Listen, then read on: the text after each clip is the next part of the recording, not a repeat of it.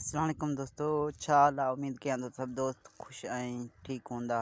अॼु जी हिन वीडियो में तव्हांखे ॿुधाईंदासीं छा दोलाब ड्रामे में जबल यानी अब्बास गुल ओढ़ाणे जी एंट्री थींदी या न, उनजे बाबति फरज़ंद मलिक खजूर साहब छा ॿुधायो ऐं उहो कास्ट में शामिलु आहे या न।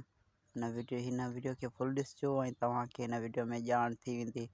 सो पहिरियों तव्हांखे कास्ट जो स्क्रीन रिकॉर्ड ॾेखारींदासीं जंहिं फरज़ंद मलिक सॼी कास्ट में सभिनी अदाकारनि जा नाला ॿुधाया हुआ। दोलाब जा जेके बि अदाकार कमु कंदा उन में कहिड़ा अदाकार आहिनि जेके वापसि खया न आहिनि हिन ड्रामे में।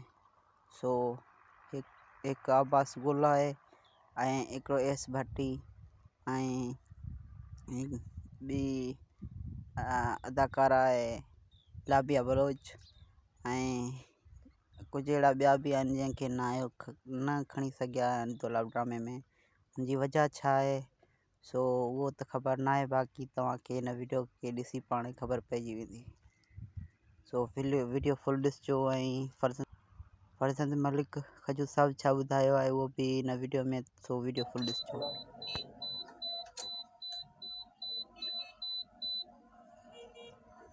हाँ उस्ताद, आप रिकॉर्डिंग शुरू कंदो 3 तारीख़ ते रिकॉर्डिंग शुरू कंदो। अॼु आहे 27, 3 तारीख़ ते इंशाअल्लाह ताला।